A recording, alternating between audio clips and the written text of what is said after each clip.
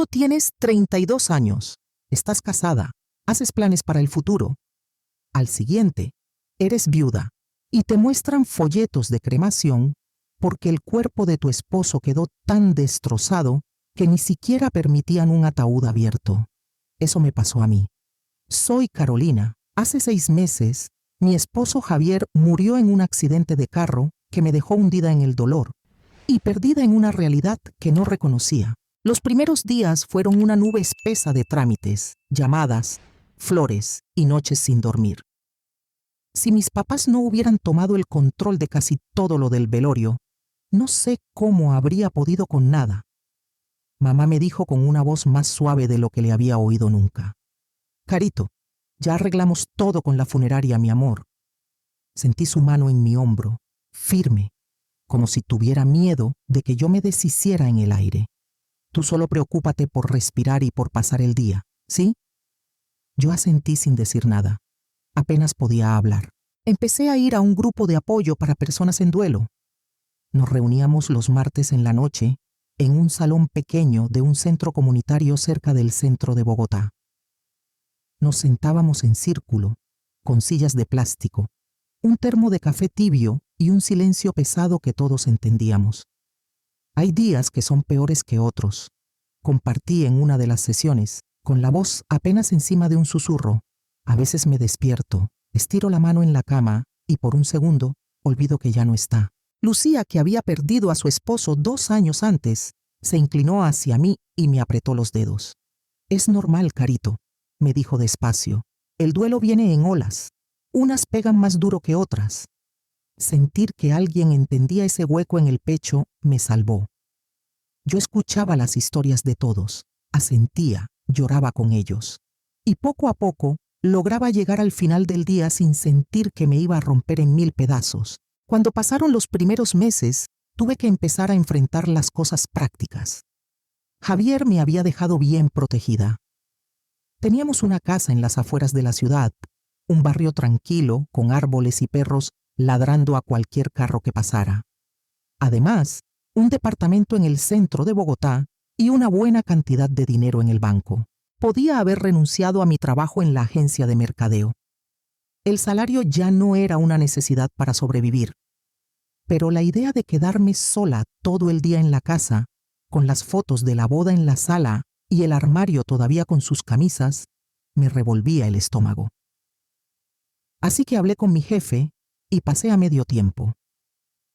Dejé las grandes cuentas y me quedé con proyectos más pequeños, lo justo para mantener la cabeza ocupada. Lo que nunca imaginé fue que el cambio más grande no tendría que ver con el dinero, sino con mis papás.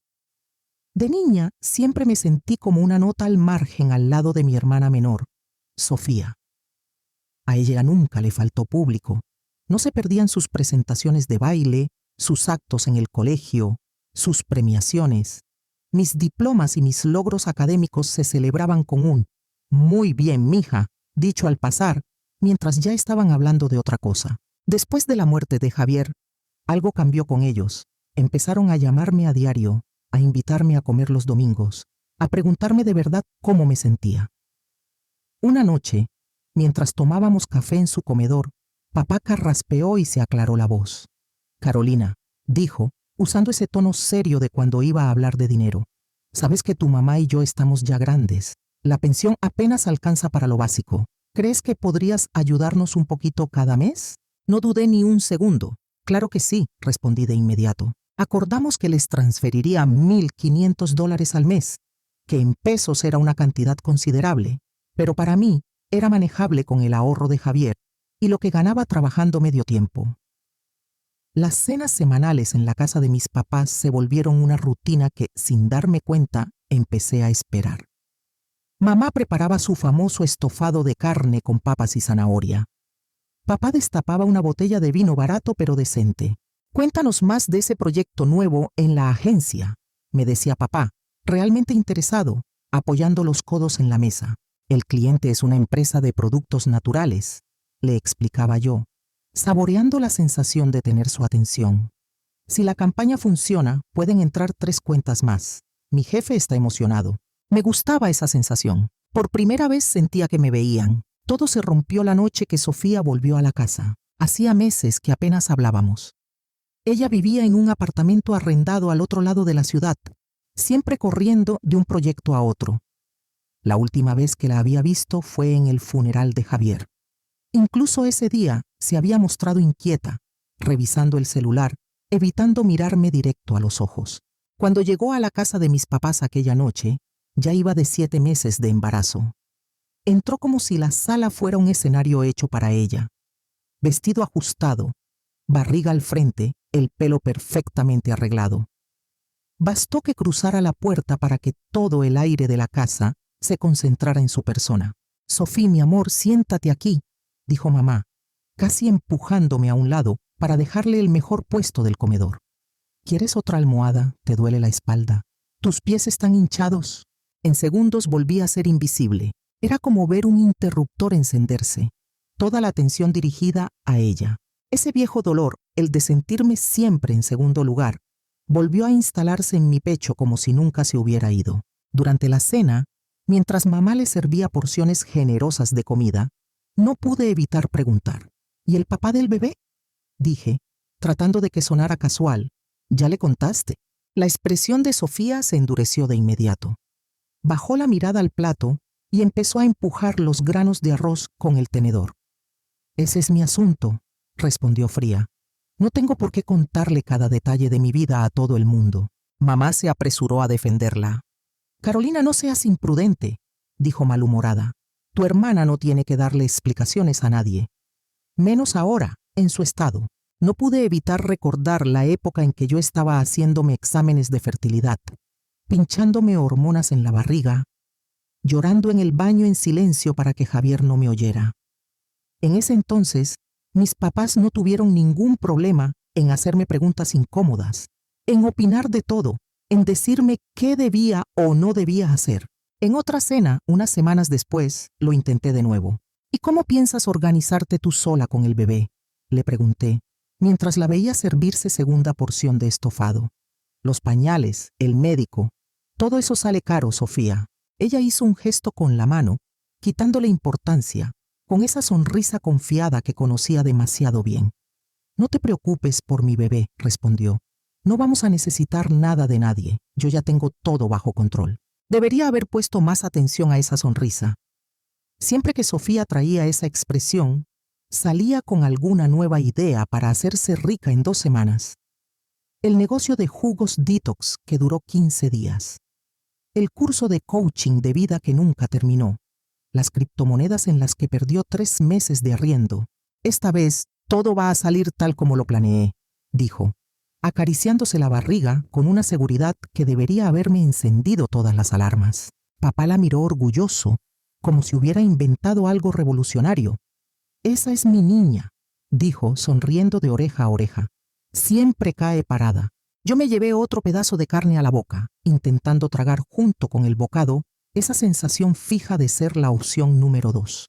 Algunas cosas nunca cambian. La llamada de Sofía llegó un martes en la mañana. Estaba en la oficina, revisando informes de campaña, cuando vi su nombre encenderse en la pantalla del celular. Pensé en dejarlo sonar.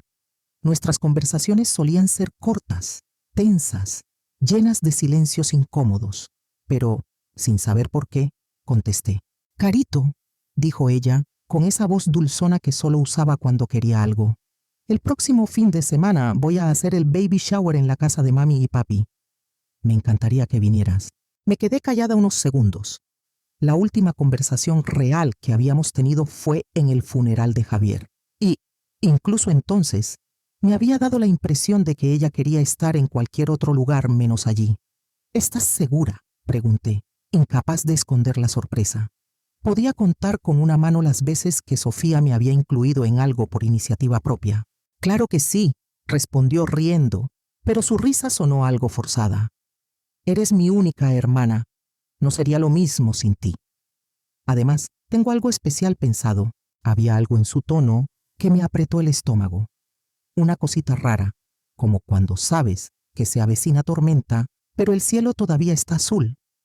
Aún así, aparté el presentimiento. «Está bien», dije al final. «Voy a estar ahí». Colgué y comencé a pensar en el regalo.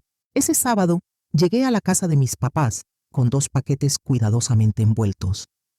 Un monitor de bebé de alta gama que había comprado por internet y una cobija que había tejido yo misma durante las noches de insomnio. La casa parecía que hubiera explotado una bomba de colores pastel. Globos rosados y azules colgaban de todas partes. Había serpentinas en los marcos de las puertas, sobre el televisor, hasta en la lámpara del comedor. En el centro de la mesa, un enorme pastel, hecho solo de pañales, listones y peluches. Sofía jamás perdía la oportunidad de hacer de cualquier ocasión un espectáculo. Había invitado medio mundo. La tía Margarita estaba con sus hijas en una esquina, comentando en voz baja. Las amigas del club de cartas de mamá ocupaban el sofá, con platos llenos de bocadillos en las manos. Un grupo de ex compañeras de universidad de Sofía se agolpaba alrededor de la ponchera, riendo fuerte por chistes que no me incluirían. «Hora de los juegos», anunció Sofía, cruzando la sala con un vestido de maternidad largo y vaporoso que probablemente costaba más que el arriendo de un mes de su apartamento. Estaba radiante, pero había algo en su sonrisa que no me dejaba tranquila. No era alegría, era otra cosa. Casi depredadora. Cada tanto, sus ojos se encontraban los míos entre la gente. Me miraba un segundo de más. Jugamos a medir la barriga con una cinta para ver quién adivinaba más cerca. A adivinar la fecha de nacimiento, hasta el juego ese horrible de adivinar qué chocolate habían derretido dentro de un pañal. Gané el concurso de la cinta, cosa que pareció molestarle más de lo que debería. Todo el tiempo yo sentía que ella estaba esperando un momento. Cuando llegó la hora de abrir los regalos, Sofía exageró sus reacciones como si estuviera en una obra. Por cada babero, hacía un «oh» larguísimo. Por cada body, fingía lágrimas. «Ay no, está demasiado tierno», decía, una y otra vez. Por fin, tomó mis regalos. Abrió primero el monitor. «Wow, hermanita, esto sí que es de lujo», dijo, levantando la caja para que todos la vieran. Luego tomó la cobija. Se quedó un rato pasando la mano por el tejido, mirando el diseño con expresión que no supe leer. Entonces golpeó su copa con una cuchara. El sonido fue claro, metálico. La sala se fue quedando en silencio. El corazón empezó a latirme más rápido, sin saber por qué. De repente, el aire se sentía espeso, caliente. «Quiero agradecerles a todos por venir», empezó Sofía, con una mano sobre la barriga. «De verdad significa mucho que estén aquí acompañándome en esta nueva etapa», sonrió. «Pero también hay algo más que necesito compartir. Es hora de que todos sepan quién es el padre de mi bebé. Mi corazón dejó de ser solo un corazón y se convirtió en un tambor descontrolado». Los ojos de Sofía se clavaron en los míos. En ese instante supe. Lo supe antes de que lo dijera. Y aún así, cuando las palabras salieron de su boca, fue como si alguien me hubiera empujado por un precipicio. «El padre», dijo con la voz clara, firme, «es Javier Ramírez, el esposo de Carolina». El mundo se me fue de lado. Escuché gritos ahogados, sillas moviéndose, murmullos que crecían. La tía Margarita se llevó la mano a la boca. Las amigas de Sofía se juntaron más, como si quisieran esconderse detrás unas de otras. Yo miré hacia mis papás, buscando en sus caras la misma sorpresa que yo sentía. Lo que encontré fue otra cosa. No parecían sorprendidos, parecían avergonzados, incómodos, como quien ve salir a flote una verdad que ya conocía. Sabían, ellos ya sabían, antes de que pudiera organizar un pensamiento. Sofía siguió hablando. Su voz venía cargada de satisfacción. Giró el cuerpo para mirarme de frente, como si estuviéramos en un escenario, solo ella y yo. «Como se trata del hijo de Javier, su único heredero», dijo despacio, saboreando cada sílaba. «Me corresponde la mitad de todo lo que él dejó. La casa, el departamento, el dinero. Mi hijo merece la herencia de su padre». La sala empezó a dar vueltas. Me agarré del respaldo de una silla para no caerme. En ese momento, mis papás se adelantaron y se pusieron a cada lado de Sofía, como si fueran sus guardaespaldas. «Carolina», dijo papá, usando su voz de hombre de negocios, esa que nadie le discutía. «Tienes que hacer lo correcto. Tu sobrino merece el legado de Javier. Conseguí sacar la voz, pero apenas era un hilo. Están mintiendo, logré decir. Todos ustedes están mintiendo. Javier nunca habría... No, me interrumpió Sofía y su sonrisa se volvió cruel. Sacó su celular del bolsillo del vestido. Entonces, ¿cómo explicas esto? Alzó la pantalla y el mundo volvió a romperse. Allí estaban, Javier y Sofía, abrazados, besándose, en lo que claramente era un cuarto de hotel. En otra foto estaban de la mano, riéndose en un restaurante que yo no reconocía. La luz, la forma como se miraban, no dejaban duda. No era un malentendido, no era un abrazo inocente. Él me amaba, declaró Sofía, con la voz proyectada para que la escuchara todo el salón. Estaba cansado de ti. Íbamos a decirles a todos, pero... Se detuvo, tragó saliva, dejó caer lágrimas justo a tiempo. Pero luego vino el accidente, y todos nuestros planes murieron con él. Sentí que me arrancaban el aire de los pulmones. Mi cuerpo se movió solo. Agarré mi bolso, me hice paso entre los invitados, escuché voces que me llamaban, pero no me detuve. Abrí la puerta, caminé hasta el carro y me subí. Solo quería huir. El camino de vuelta a mi casa fue una masa borrosa de semáforos, motos, buses y luces. Mi mente no paraba de proyectar las imágenes. Sofía y Javier, la habitación de hotel, sus manos entrelazadas. Las fotos del restaurante debían ser de esas cenas de trabajo de las que Javier me hablaba. El hotel, alguna de las tantas veces que supuestamente viajaba por la empresa. Toda mi vida matrimonial se reescribía sola mientras conducía. En cuanto entré a la casa, el teléfono empezó a vibrar. Mensajes uno tras otro. Era Sofía. Me mandó capturas de pantalla de conversaciones de chat con Javier. No la amo desde hace mucho. Cuando nos separemos lo diremos. Quiero estar solo contigo. No veo la hora de comenzar nuestra vida juntos. Mensaje tras mensaje, todos con fechas de meses atrás. Mientras yo me inyectaba hormonas, me culpaba por no poder quedar embarazada y pensaba que yo era el problema. Ellos dos planearon una vida juntos. Esa noche no dormí. Caminé de la sala al cuarto, del cuarto a la cocina tocando las cosas de Javier. Su chaqueta colgada detrás de la puerta, su reloj en la mesa de noche, sus libros en el estudio. Me preguntaba si cada recuerdo que teníamos juntos había sido una mentira. La primera llamada de mis papás llegó a las 7 en punto de la mañana siguiente.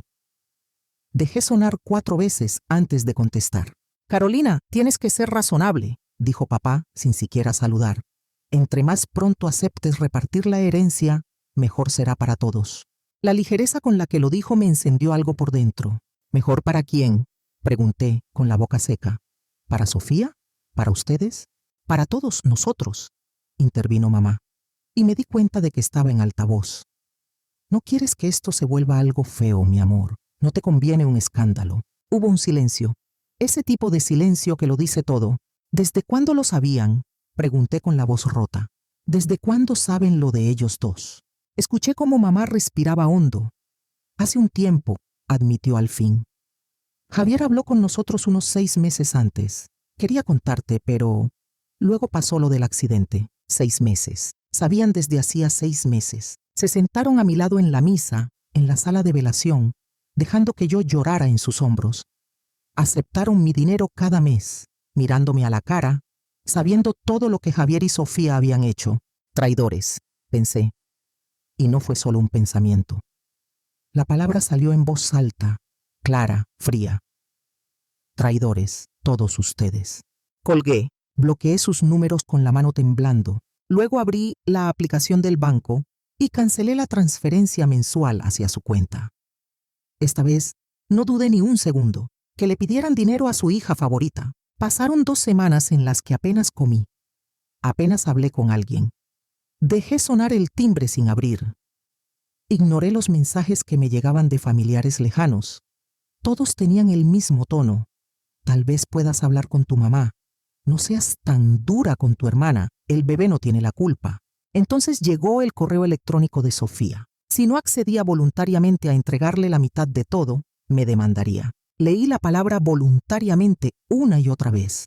Me pareció casi una burla. No contesté. No tenía fuerzas para pelear, pero tampoco iba a entregarle nada así como así. Las miradas en la oficina se volvieron imposibles de soportar.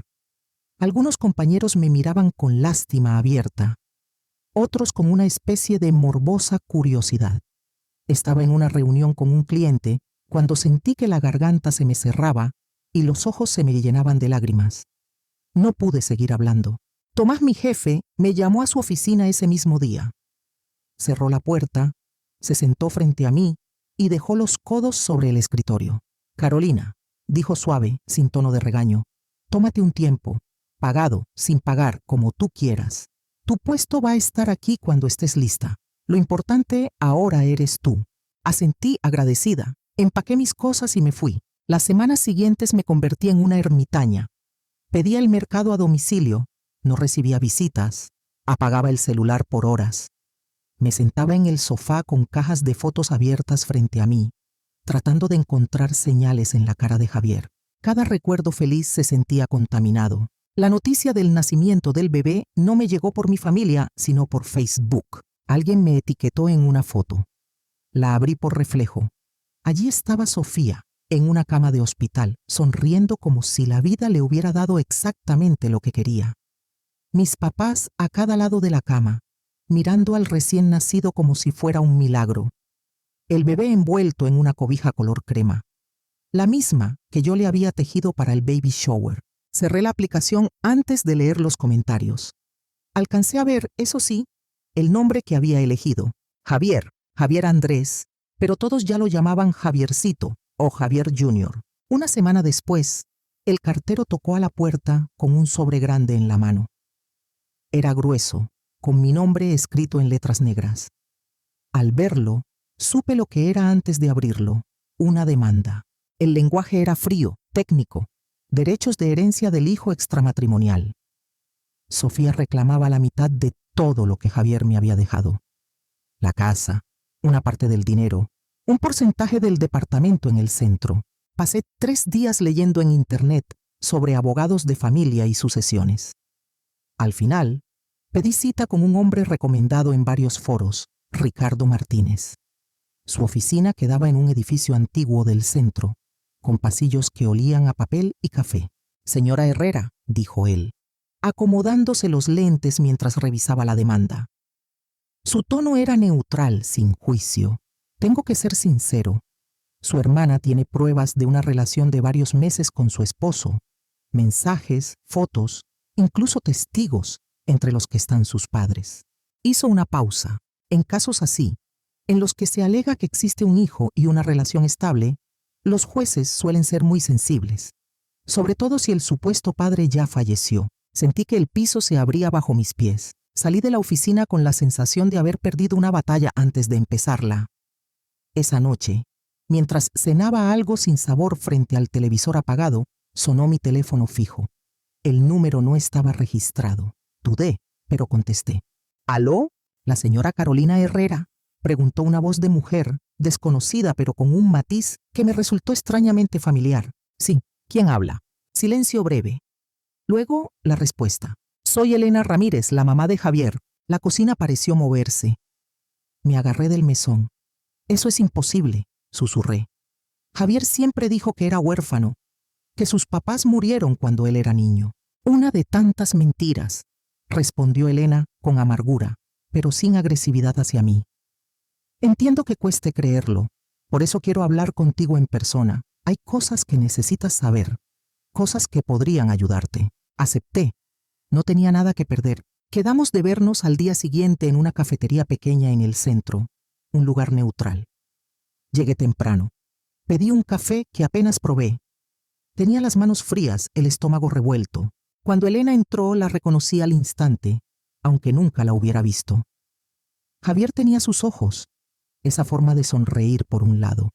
Hasta la postura al caminar se parecía. Llevaba un vestido sencillo y un chal oscuro sobre los hombros. Se sentó frente a mí, dejó el bolso sobre la silla vacía del lado y respiró hondo.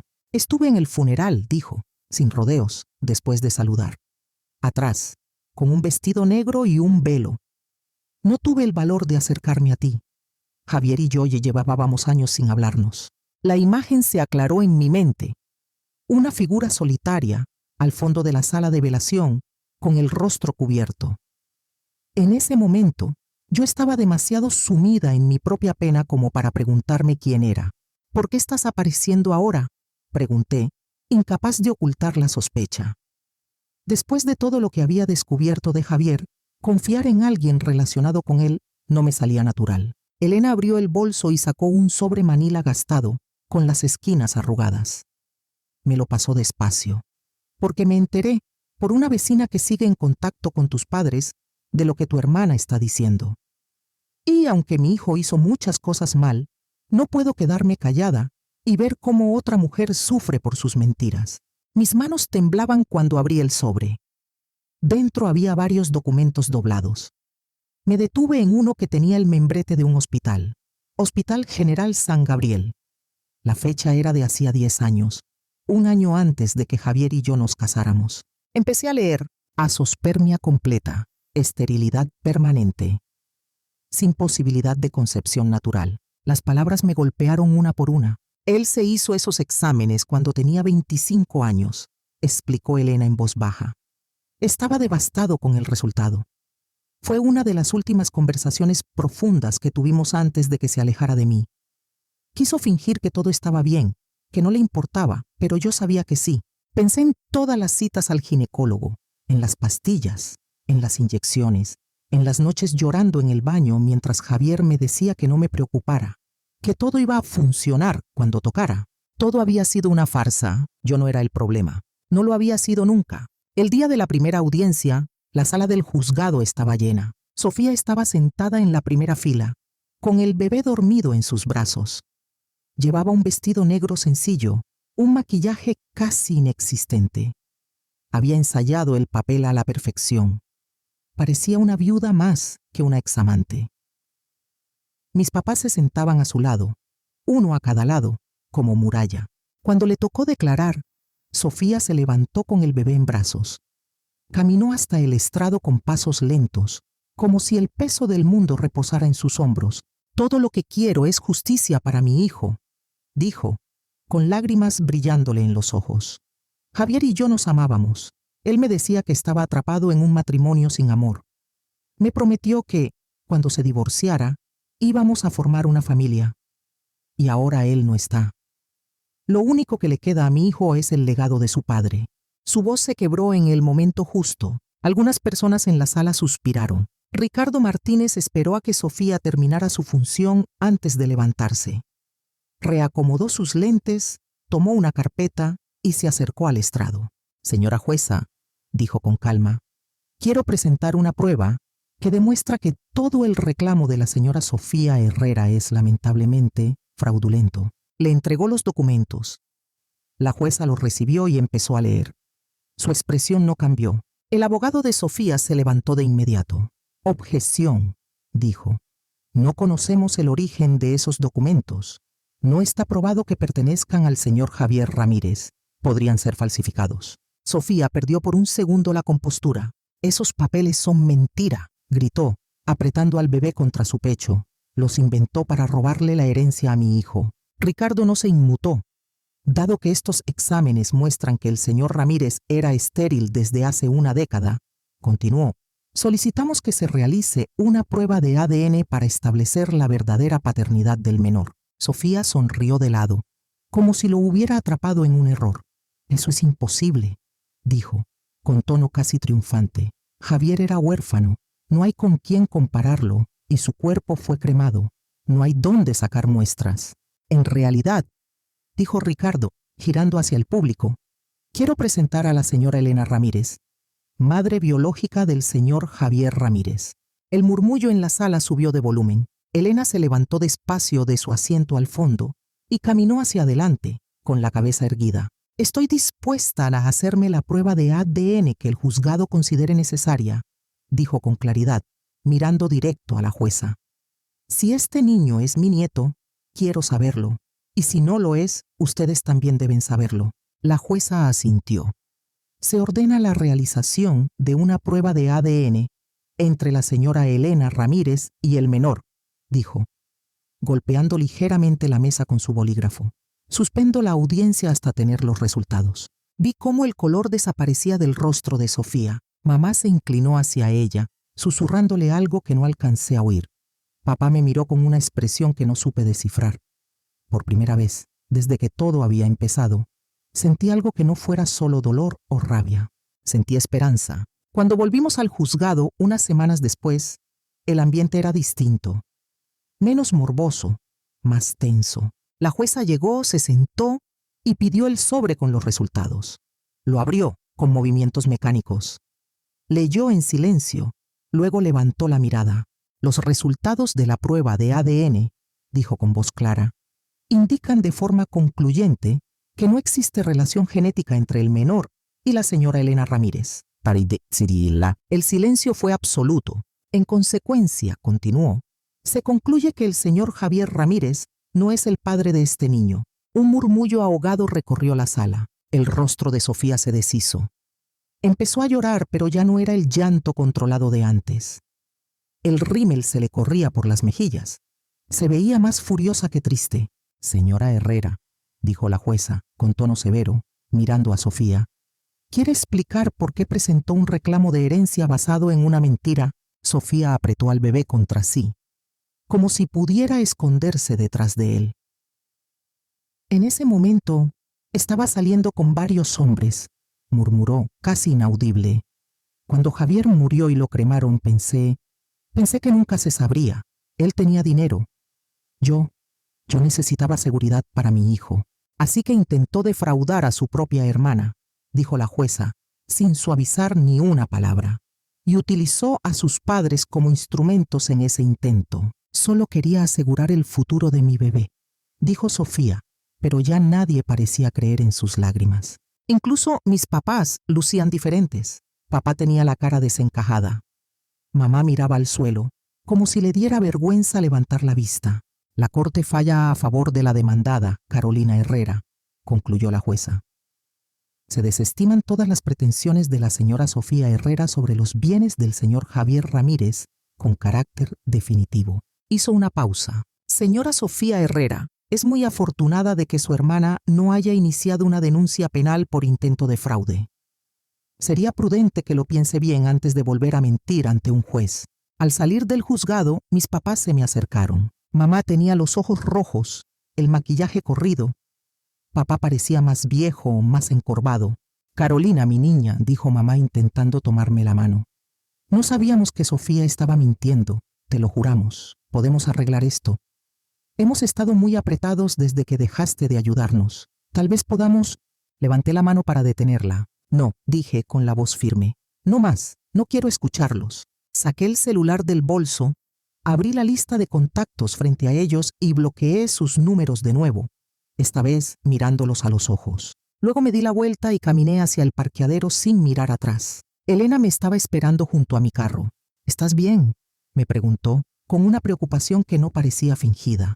Me sorprendí a mí misma riendo, una risa corta, incrédula. No lo sé, respondí, pero creo que voy a estarlo. Por primera vez en mucho tiempo siento que puedo respirar. Hice una pausa. He pensado en el departamento del centro, continué. El que Javier dejó. A mí nunca me gustó. Demasiados recuerdos, demasiadas mentiras. Pero podría significar algo distinto para ti. Los ojos de Elena se abrieron. Carolina, no, dijo de inmediato. No puedo aceptar algo así. No después de todo lo que has pasado por culpa de mi hijo. Por eso mismo, contesté. Tú me diste los papeles que salvaron mi vida. Me devolviste la verdad. Déjame devolverte algo yo. No quiero ese lugar. Para mí es solo un peso. Para ti puede ser una oportunidad de empezar de nuevo. Una semana más tarde, después de firmar los papeles con el notario, le entregué las llaves en el mismo café donde nos habíamos visto por primera vez. Elena las recibió con las manos temblorosas. Nunca pensé que iba a tener una hija, murmuró antes de abrazarme con fuerza. Y menos bajo estas circunstancias. Gracias, mi niña. Gracias de verdad. Han pasado 3 meses desde entonces. Mi familia de sangre sigue intentando acercarse por caminos enredados. Mensajes a través de primos lejanos. Llamadas desde números desconocidos. Una carta de Sofía llegó hace poco a mi buzón.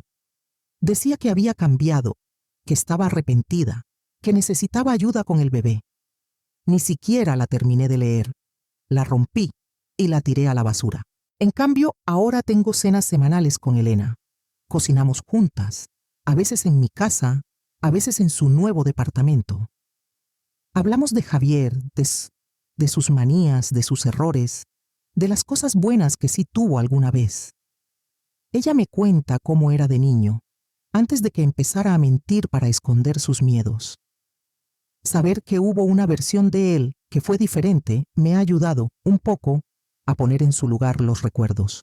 Ayer guardamos las últimas cosas de Javier que quedaban en la casa. Separamos algunas para donarlas. Otras las subimos al altillo en cajas etiquetadas. Mientras guardábamos sus libros, Elena me habló de la primera vez que él se subió a una bicicleta, de cómo se caía y se volvía a levantar, terco, hasta que logró mantener el equilibrio.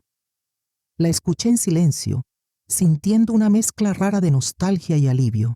Todavía no estoy lista para salir con nadie, pero empecé a vivir de nuevo. Volví al trabajo a tiempo completo. Retomé proyectos que había dejado a medias. Me uní a un grupo de caminatas de fin de semana y por primera vez en mi vida estoy planeando unas vacaciones sola, sin adaptar mis planes a nadie más. A veces me veo al espejo y casi no reconozco a la mujer que tengo enfrente. La vida sigue sorprendiéndome. Perdí a la familia en la que nací. Encontré otra que nunca esperaba. No es la vida que imaginé.